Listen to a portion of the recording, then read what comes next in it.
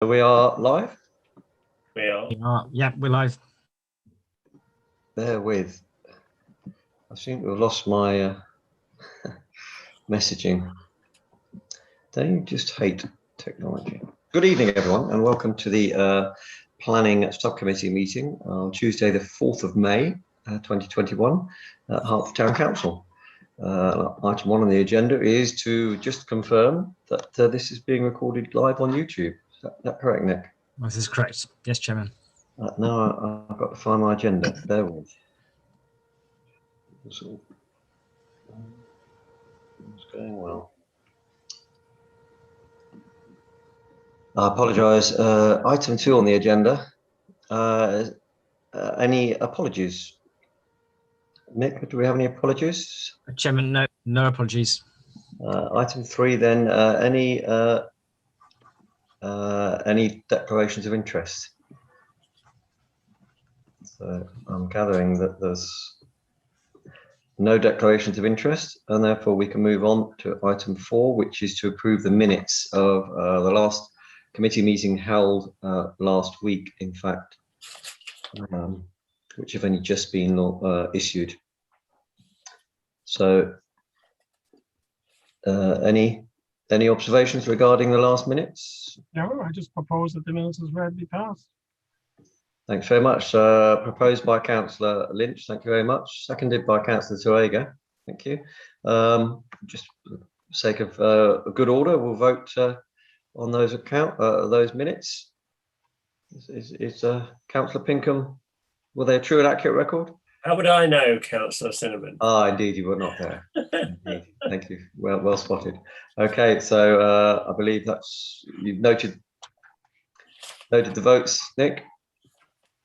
Yes. We can move on then to item 4.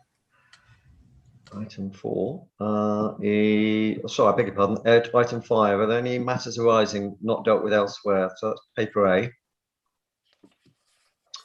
Nick, any additions to paper A that we need to consider? Okay, Chairman, let me just have a look. I have got some correspondence from East Herts Council on a couple of matters. It's really just an update that there is some information coming to us. They're just preparing an update regarding the Goldings estate, so we should have that ready for next meeting. Also, I've got some communication regarding the skips at the corner of Warehams Lane. That is being in process of being investigated, so we will be updated accordingly. Okay, so wait out. These are what is known as holding. Do have something regarding the. I do have something regarding the fencing at Coal Green Way. Right. And the enforcement team have noted that the fencing would be permitted development unless it is over 2 meters high. Say that again. So if the fencing is over 2 meters high, it's not, that they would need to seek. So is anyone aware of the height of this fence? If it's under 2 meters high, it would be permitted development. I can send you a photograph. It's twice my height almost, standing against it. So you're just 1 meter higher, are you, Councillor Toega? I'll send Nick a picture or not. Okay. I think we need some sort of means of assessing the scale. So whether you measure it or whether you stand next to it, or and a photograph next to it, that would then give an indication that it's clearly well over 2 meters. Okay. But Nick, I mean, are you satisfied, Councillor Toega? You believe it is over 2 meters? Well, depends where you measure it from. If you measure it from the ground upon which the fence sits, yes, definitely. If you measure it from the high point of the railway line, the old railway line, then no, because obviously it's in a dip.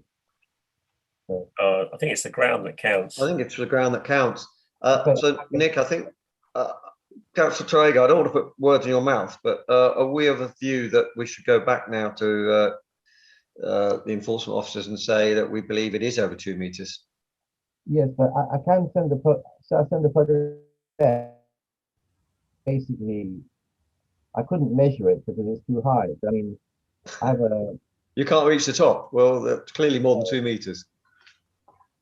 Yeah. So Nick, perhaps we could go back then if you've had that information and say that the committee is of the view that it is over 2 meters, and then we'll take it from there.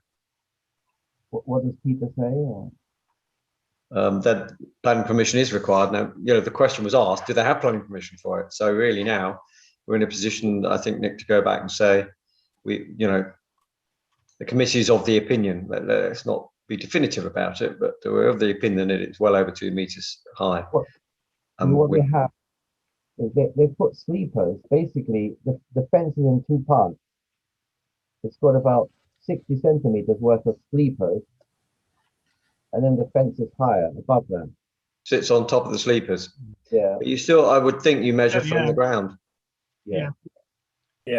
It's still a boundary, of some sort. And if it's more than 2 meters tall, then they need permission, I would thought. So perhaps Nick, we could go back then.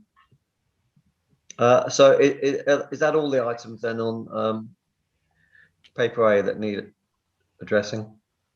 Nick? Yeah. Chairman, that's all my updates unless other members of the Okay. committee. Thank you. So we can go on then to item 6. Any questions and or statements from members of the public, Nick? You're mute, Nick. Chairman, no, none. No. Okay, thanks very much. So we then can move swiftly on to item 7, which is planning applications. We start on paper B, and the first item on paper B is 33 Villiers Street. Single story rear extension and rear extension to the basement. So it's in the chair. Half I start since it's in the ward that I represent. It's in the conservation area, so I think we can make aesthetic comments. And mine is that, although I'm not against the extension per se, I think the windows could be a bit better in terms of reflecting the existing windows. Indeed. Anyone else? Any observations? I don't know whether anyone noticed that there's an internal chimney stack is going to be removed, although I noticed the chimney pots on the roof remain. But, Chairman, I'm personally only really interested in the street scene, the public realm. So indeed. I don't have a problem with the internal here. Yeah. Okay.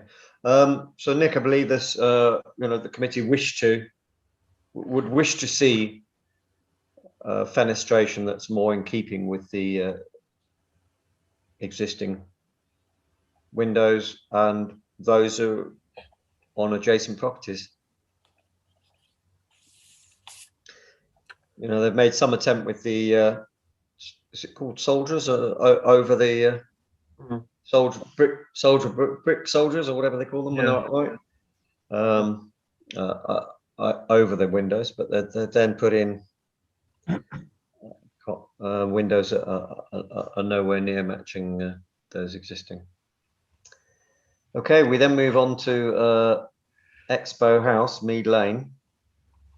This was rejected, by the way, on the 4th of February, 2021, with the main reasons the officer gave being the noise impact for those having to live in the converted offices, lack of internal lighting, were the two reasons given for it being rejected. It seems to be exactly the same application with perhaps slightly fewer dwellings, because they're now using the front 2-story office building, which has presumably got more windows. This is just an unsuitable environment for housing. I mean, that's, I think, what we ought to be saying is that this is a commercial stroke industrial estate, and it's the reason you have commercial industrial estates is to separate housing from these activities. And so sticking housing back in them really is, it's the antithesis of the original planning intention of it separating these things off into such places.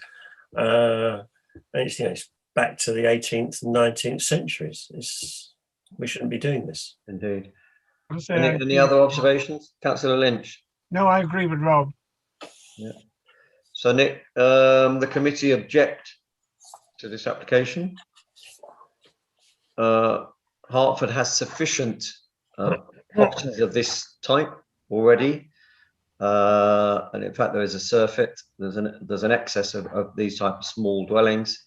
It's in a totally unsuitable location.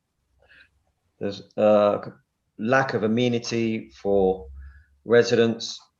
There's heavy industrial traffic. It's surrounded by industrial units. It's not even on the periphery. And the addition of these poor quality homes is unwarranted. We Chairman, also regret the loss of office space, and we regret the loss of employment space.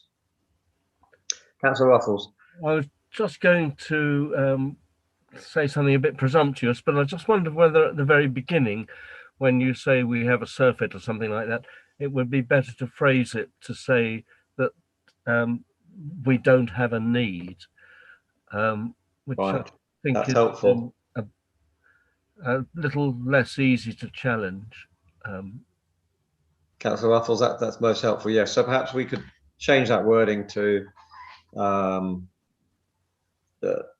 with other recent developments in this area, there's not a need for these small units.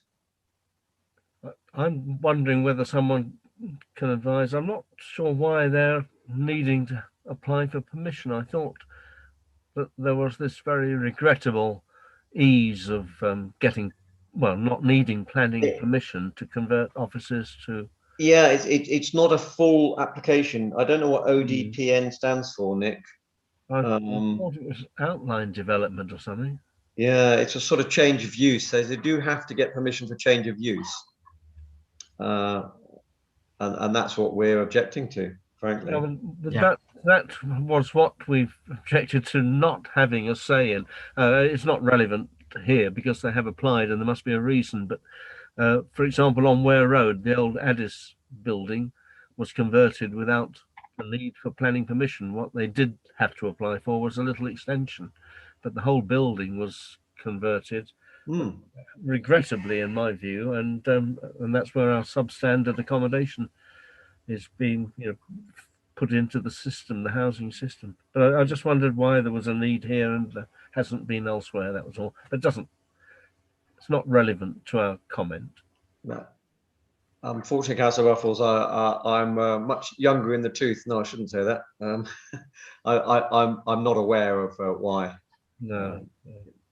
But I'm grateful we have the opportunity to comment and put our objections in.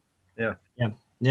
Chairman, if I may add, yes, we do try and where we do get the information sent to us, we will include it for the committee to comment on. So we're lucky enough to have this one. Yeah, I'm not in any way objecting to that facility we have. Okay, thank you, Nick. We'll move on then to one Lease Hill Gardens, is it? I think it's Lies Hill, isn't it, Rob? I always say Lies Hill, yeah, but that's Lies Hill Gardens. I don't know that particular neck of the woods. It seems to be new conservatories, from what I can gather.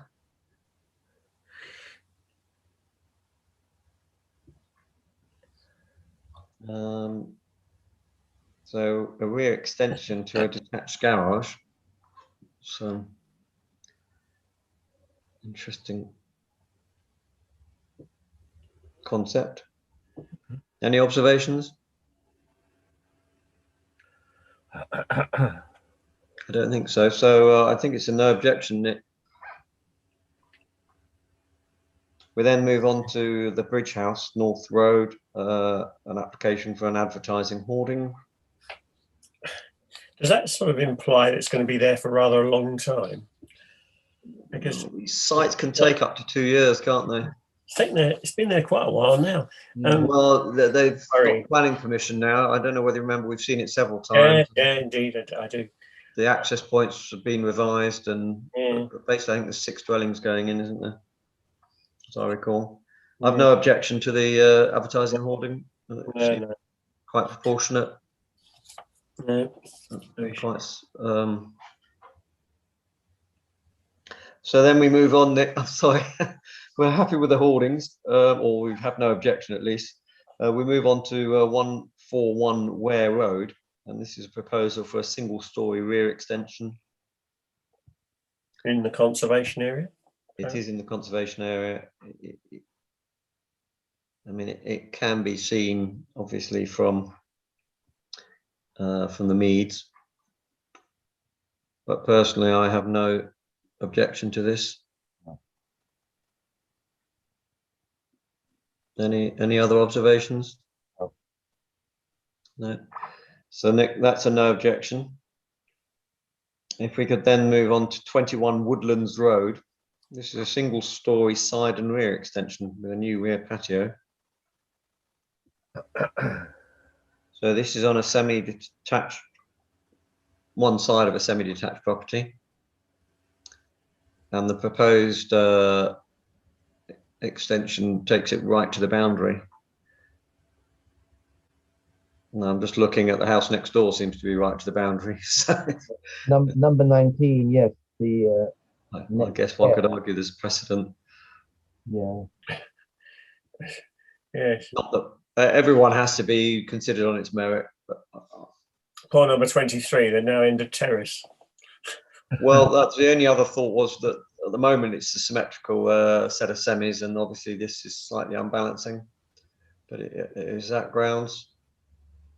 It is a very interesting steep gradient, isn't it? The property, you step heavily down into the front door, and I'm not quite sure what it does behind by way of drop, but just wonder whether that was a factor in the consideration of the extension. You're right. There's a It step. can either make it more imposing and difficult, or not matter, or matter less than it would if it were flat, as it were. Yeah. We can see it there. There's the rear elevation. It drops away quite steeply at the rear, doesn't it? Dreadful. I personally don't have an issue. Any other comments? I've lost Councillor Lynch off the bottom. Oh, there you are. All right. So there's no objection to 21 Woodlands Road, and then we move on to 7 Cranbourne Crescent. Sorry, 7 Cranbourne Close. So this is down at sort of, I call it Bull's Horn. I don't know whether that's the right expression or not. But, just off the Brookenden Road. Anyone have any comments about this one? No. 2-storey side extension. I thought it looked quite nice. I couldn't see why we should object to this. No. I had no issue with it either. So Nick, it's a no objection. So bottom of paper B, we then got 2 applications. I guess these are effectively the district council making applications, because you have to go to the district council portal in order to find them. County. Or is it county? I beg your pardon. Thank you So yeah, for correcting me, Councillor Toega. Yeah, it's actually the council, county council portal. The first one is Wheatcroft JMI School. I've no problem with it removing existing mobile classroom. right. Any observations regarding the new construction? No, not really. I've seen it before on schools, and I don't suppose it will make any difference. But the original building is brick built, and this is basically a rendered finish to what it looks slightly more substantial than a mobile classroom, but not a lot more substantial. Flat roofed. I mean, I think it's out of keeping too, and but when you actually look at schools around and the dreadful architecture that they have, it's and you think that there are people paid a large amount of money to do this design. And all of them would laugh at our objections on aesthetic grounds. It's awful, isn't it? Really, you know, it's. Should we comment? Well, it's not going to raise any child's sights, is it? They're not going to start to think of ancient Rome when they look at this. They're going to look more like. No, I was about to say something tasteless. No, I think perhaps we're not in a position to comment. I guess it's a no comment then, Nick. And Panzanger Park now. Which is really interesting. Yeah. Panzanger Park is an interesting one. So just in summary, they obviously want to create a new 173 space car park at the other end, if you like, to where the car park is off Thieves Lane. So this one will be off Panzanger Lane, if you like, at the Welling Garden end of the site. And it has an impact on the green belt, significant impact on the green belt. The question is, does this public amenity outweigh the damage to the green belt? I mean, just to sort of kick this off, I'm sure Tony's going to have a lot to say about this, but it's at the moment you've got terrible car parking facility, which spills over into local roads. On the other hand, the fact that you've got that means that not that many people can be in Panzanger at any one time, which makes it a wilder place.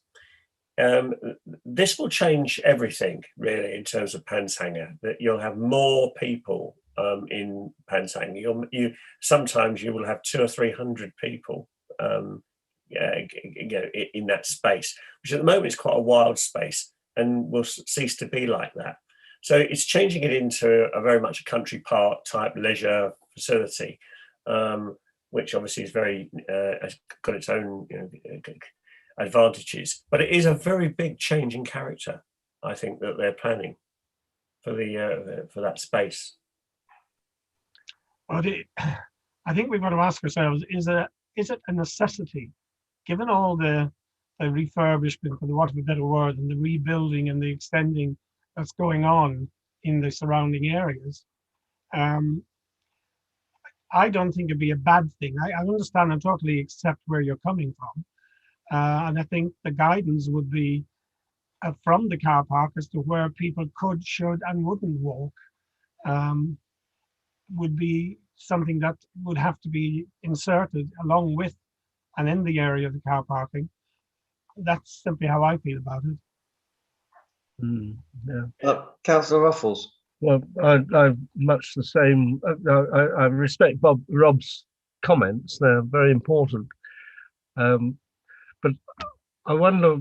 I think we've probably got to divide our comments somehow on the bits that we really are responsible for answering, and the bits that we're adding an observation, because the locality of this car park is outside our jurisdiction. But it would be foolish of us not to comment, nevertheless, when we got the opportunity to do so. But just looking at the change for the better, which it will provide for our residents, which is our concern at the Thieves Lane end of things, I think we must welcome the opportunity to relieve that frequent congestion and dangerous congestion on the streets in Seal Ward.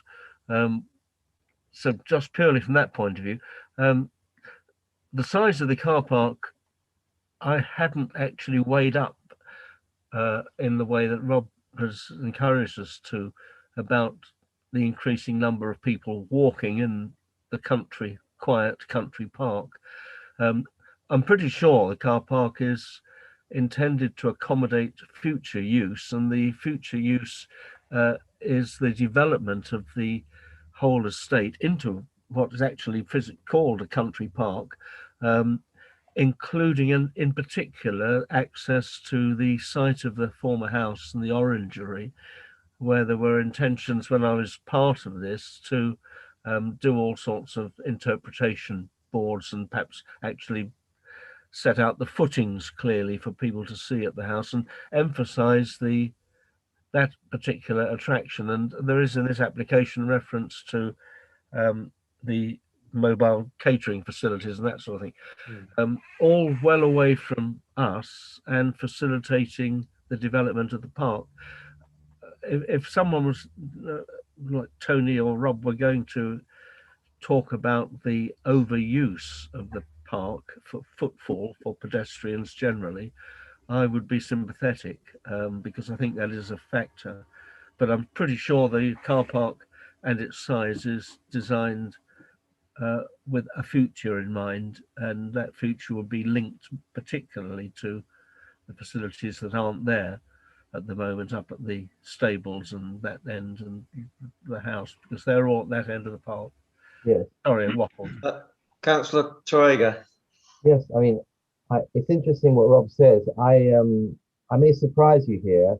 I walk a lot, and I walk on my own. Not really, it's just a group, but many people don't use the footpath, and they don't walk very far. And I think this is a major opportunity for people to get out into the park and do some exercise. And many won't walk very far, I would suggest. And people with young children, and as Peter says, you're accessing the other side of the park, and many people wouldn't actually get to as far as Steve's Lane walking. So you're creating two entry points, really. So I think it's great, because I do think it has to end up being a country park, and people can drive there from the A414 and from the A1 or from Welwyn Garden City without disturbing Thieves Lane. So I think it's a major improvement for the residents in Thieves Lane. Mm-hmm. So many positive points, I believe. And I think in terms of location from the environmental point of view, it's in a dip. It's in the best possible place for it not to be overlooked. So we're positive. Thank you, Councillor Torrega. So I think in summary, Nick, and I would like to echo Councillor Torrega's comments. I think we need to encourage people to walk. We need to encourage people to take exercise. And my experience is people don't walk far from their cars. I think Councillor Torrega's got quite a good point there. It is classed as a country park, and with the other developments that Councillor Waffles has referred to, I think overall we should encourage. We should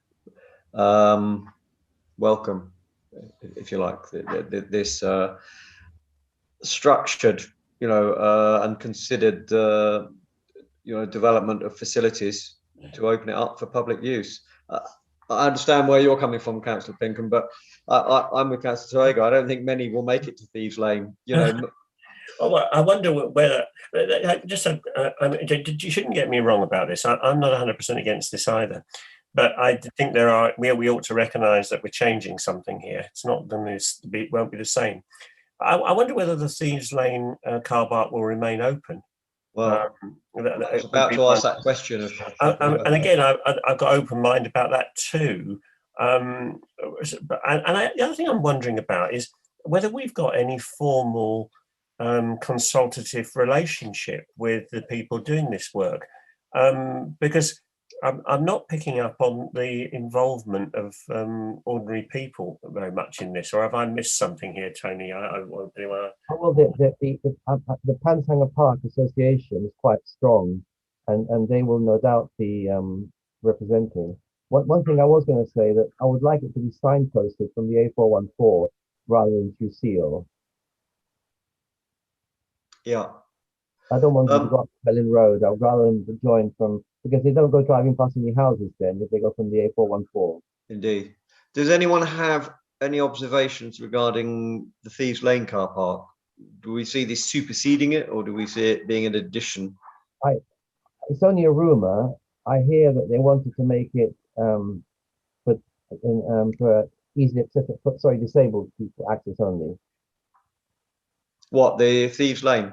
Yeah, I may be wrong on this, but from something I read, Well, we can well- suggest it, can't we?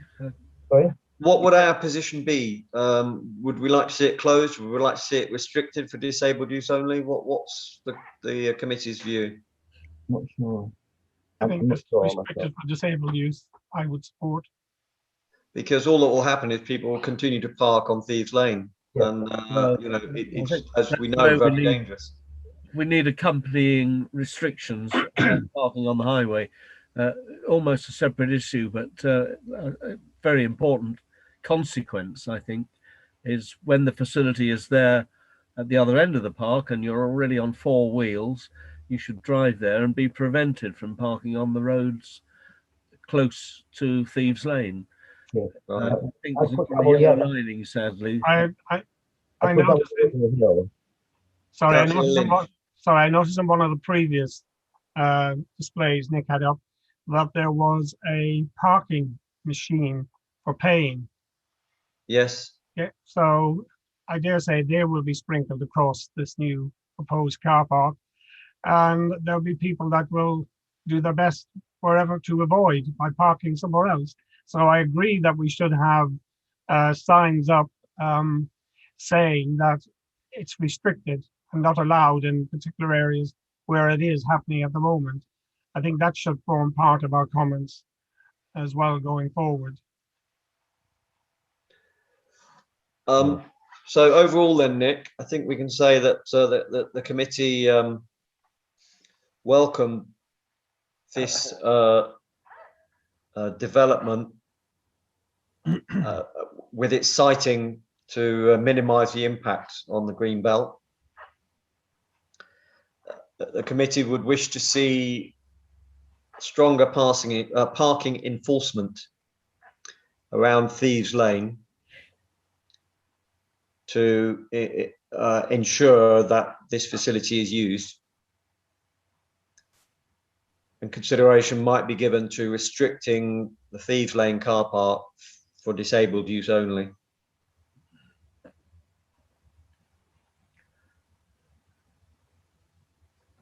So does that summarise? I know we've had quite wide-ranging discussion, but does that summarise our views? I think basically, yes. Yep.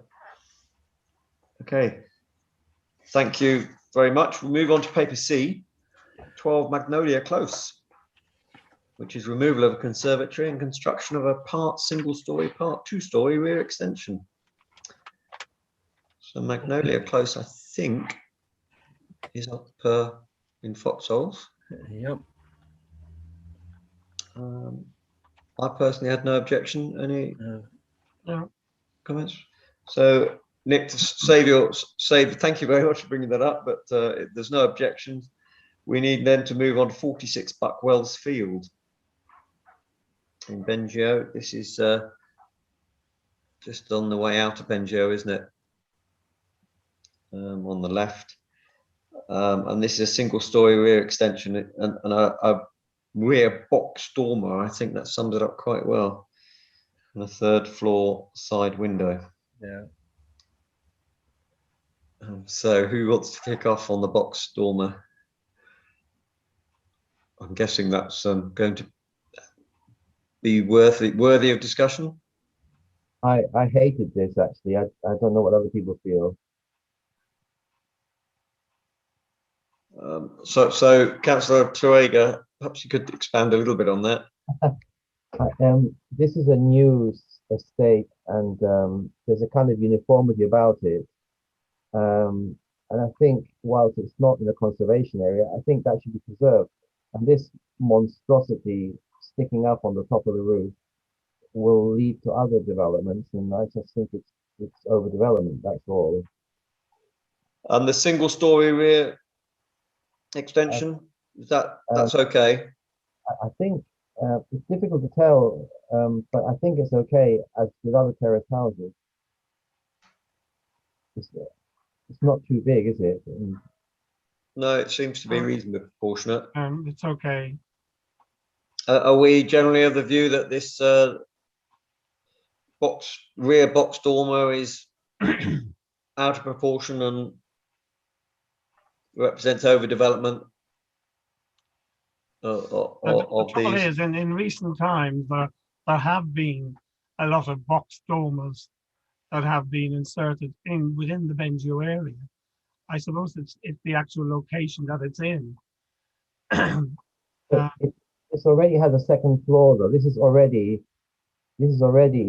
a 3-story house, ground, first and second. So you're putting a third story, which is unusual, I would say, Indeed. for a house. I wonder about the fire risk as well. You know, you're going a long way up, coming down. Yeah. Once one of these is agreed, Yeah. they're all going to happen. Yeah. It's pretty cohesive as a whole densely built estate at the moment, isn't it? It is. That's right. It's cohesive at the moment. And Yeah. the third story is So, an element. Nick, the committee object to the rear box dormer, the proposed rear box dormer in this cohesive modern development properties, which represents overdevelopment in a tightly congested site. I think we'll leave it at that. I mean, as far as the fire regulations concerned, Councillor Togo, I think building regs would probably cover that. Okay.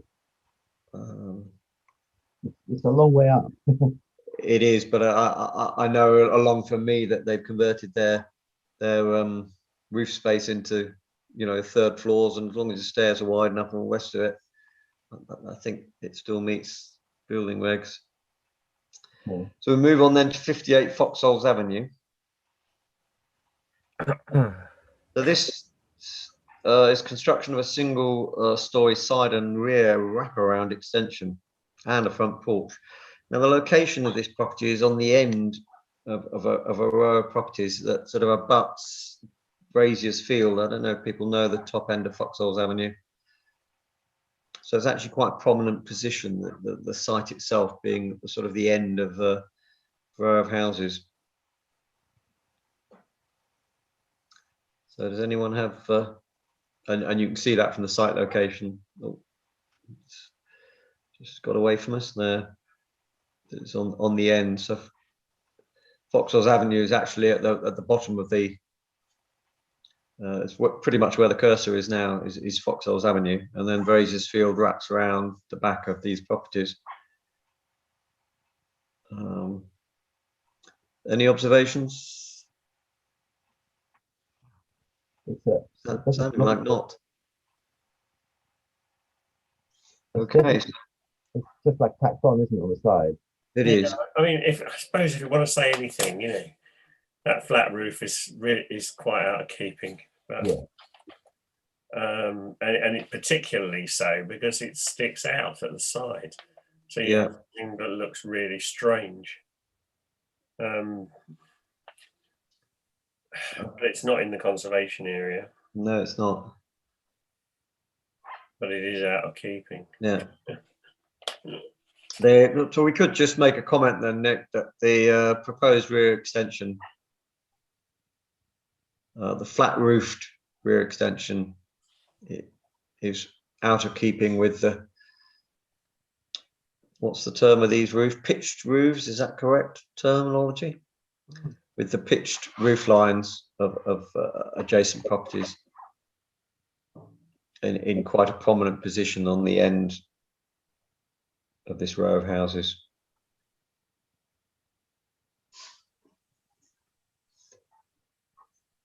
And then we move on to 30 St Leonard's Road, where there's quite a nice pair of semi-detached properties at the moment. And one side wishes to erect a 2-story side extension and replacement roof to the conservatory.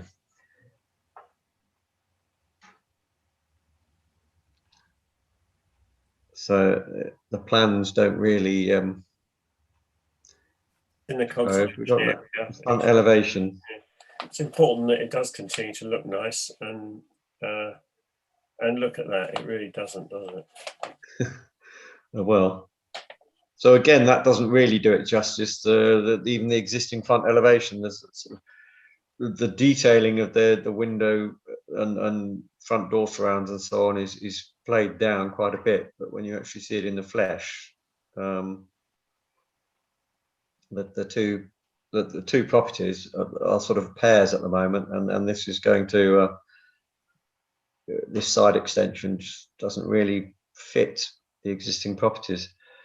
And it is a conservation area. I think perhaps we could comment. Any other observations, Councillor Ruffles? I think this is your patch, isn't it? Yeah, no, it's that word subservient. I was just, is the side extension clearly subservient to the original property? It actually is threatening it, isn't it? A bit. It's Yeah. So I think, Nick, is it as strong as an objection? Looking to my committee. Yeah. I think it is an objection. It's in the conservation area. It doesn't enhance it. It makes it look worse. And Yeah. We So, have so voiced Nick, it as an observation. Objection. objection, Nick, Councillor Lynch. I believe that. So it is an objection, Nick. So we object. Oh, but there you go. As you can see, these properties, have some age now. Admittedly, adjacent to them, there's quite modern property, but these two seem to have. it's a beautiful pair of houses. Yeah. And Yeah. at the end of this, it won't be. No. So the committee object to this application, Nick. It doesn't enhance this semi-detached in a conservation area, and it's not subservient to the main building. The side extension is what we're referring to. As far as the rear conservatory is concerned, I don't have an issue with that. No. It's purely this side extension that is of concern to us. And then, it unbalances a pair of attractive period semi-detached properties. Well, they are ancient properties, Chairman. They're very much part of the earliest Benjo, right opposite the church. Right. That little campus and the campus around the Greyhound in Benjo Street were the two beginnings of Benjo. Mm-hmm. And these cottages have been part of that for several hundred It's years. almost sacrilegious this way. Have you captured that, Nick? I've lost you now. Probably still on mute again. Yes, thank you, Chairman. Yeah, I've got all that information. Thank you. All right. We then move on to 96 Cowper Crescent. I don't know about you, a feeling of deja vu every time I see 96 Cowper Crescent. So it started as a retrospective application, I seem to recall. I don't know whether I'm right or not, whether it's actually been built but it's been refused 3 times. And we've now got a new proposal of a loft extension with 2 dormers coming out either side of the property. This new application is 2 meters. It's now 7.9 meters across, where the previous application was 9.9 meters across. So we've somehow lost a meter on either end of the dormers, but they're still, in my view, represent overdevelopment and out of keeping. The scale is out of proportion with the building. This is the sort of building that it was very hard to understand how people could stand up in the top. Yeah. I mean, I know. So once again, Nick, the committee object to this revised application. The dormer continues to be disproportionate with the existing building and dominating this street scene.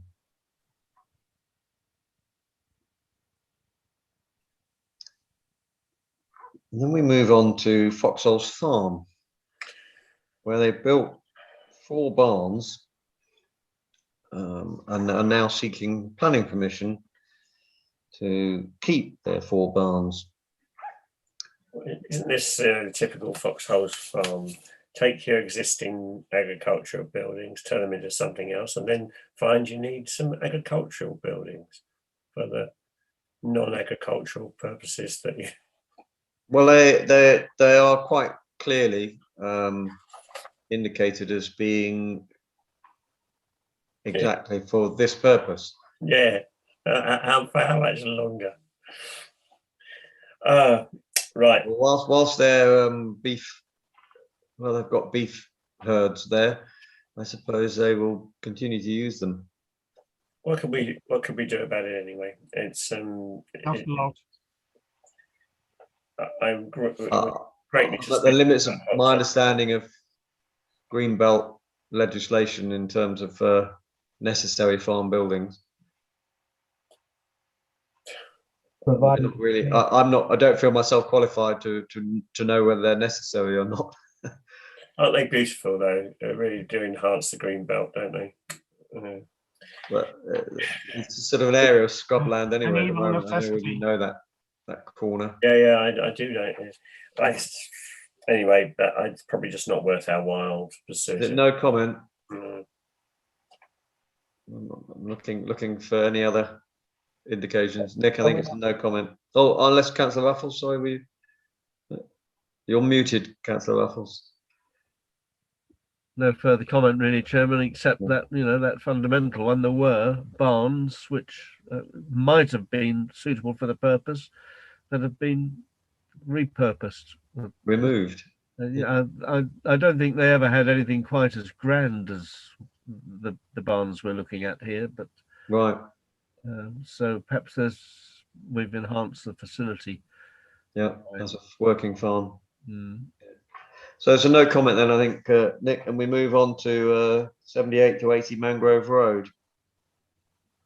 A 2-story rear extension. Seems to double the size of the property. Now, I'm not sure whether it doubles the size of it, but it's certainly a significant 2-story extension. Any observations? It's green belt. I suppose there is an openness issue, character of the green belt, but it's That's okay. It's actually quite a good looking extension, isn't it? It is. So I find it difficult. Councillor Troega has an observation. I agree with what's been said. It's a Fordwick style extension, and it's a detached house, so it allows it to happen, I think, without affecting the neighbours. The only thing is, if they put a steel under the chimney, perhaps you could keep it. Retaining the chimney would be a good thing. That's all. Sorry, Councillor Troega, I didn't quite catch that. To retain, if they can retain the chimney, because they're planning to remove the chimney, and I don't think I'm sure they can cope with keeping it, given the design. Oh, yes. Yeah, it's a good point. So, Nick, the committee would wish to see the retention of the chimney, which is a characteristic of the properties along Mangrove Road.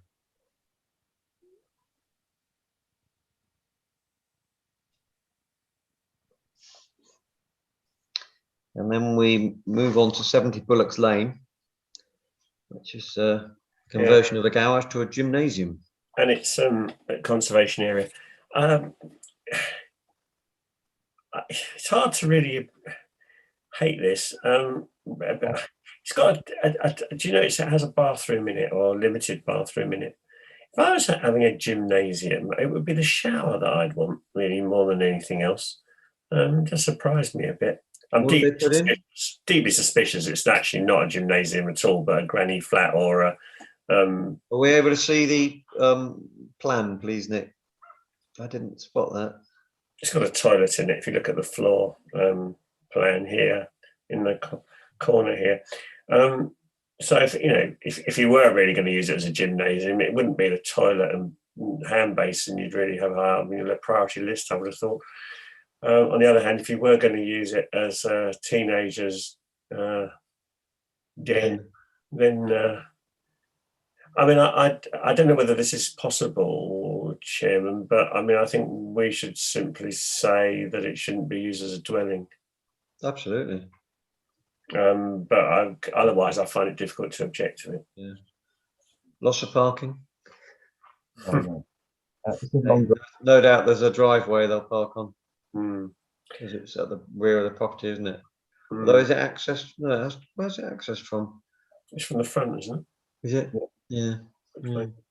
So, Nick, I think the committee would wish to see a condition on this application be that it cannot be used as a separate dwelling. Well, I actually think it's more than that, Chair. It shouldn't be used as dwelling accommodation.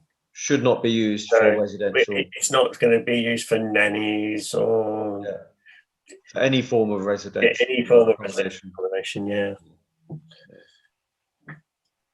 Otherwise, people in the 68 will find themselves with people living at the bottom of their garden. Yeah. Right. Give it a year or two, we'll have another application. Yeah, that as well. Of course. Okay, then we moved on. So we've got another advertising hoarding where they're building two houses, I think, on 22 Calton Avenue's back garden. Those of us remember this one. Yeah. And it's a non-illuminated board. And to my mind, it's again quite subtle. It's not huge. What's it for? Sign. Pardon? What's it for, the sign? It's advertising, basically, to say, to new homes. Oh, yeah. Sorry, it's not a permanent feature. No. It's just going on the hoarding. It's not a problem then, is it? Really? So I have no objection. There's a picture of the sign somewhere as well, Nick, but that's fine. I think. And then finally, 37 Martins Drive, a single-story rear extension and first floor side extension. This is in Kingsmead, so this is again up in Foxholes. Yeah, I thought I'd walked a lot of Foxholes recently. I didn't notice Martins Drive. So it's the second roundabout, the top roundabout nearest McDonald's, for want of a better expression. It's the first left when you go into Foxholes, Martins Drive. And it's typical of a lot of the Foxholes development. I personally had no issue with this. No, agreed. It's a reasonable scale. Yeah. And it's towards the so you have to go right in and drive all the way up Martins Drive to find it. Oh, I think I remember it now. Yeah, in a cul-de-sac. But I think those are reasonably proportionate, and I have no objection. Agreed. I think that's generally agreed. So thank you, Nick. I think that concludes papers B and C. So we can move on. Item 8 on the agenda is decisions received from Hertfordshire County and East Herts District Councils. Paper D. Any observations on paper D? No. So then we move on to item 9. Are there any licensing applications, Nick, that we need to consider? I think he's shaking his head. No, Chairman. No, thank you very much. And then we're on to item 10, which is any correspondence, so mainly appeals. I think you've sent us a couple, Nick, but perhaps you could just confirm if there are any appeals. No appeals, Chairman. No. No, not in the last 7 days, or was it 8 days since our last meeting? That's true. Okay, thank you. So then we're on to item 11. Any items for future agenda? Again, I look to my my colleagues. No, so I think, Nick, we're done. Thank you very much indeed. Thank you, colleagues, for your contributions tonight. So are we now back to the normal cycle, I believe, Nick, aren't we? I'm going to ask you an unscripted question as to when our next meeting is.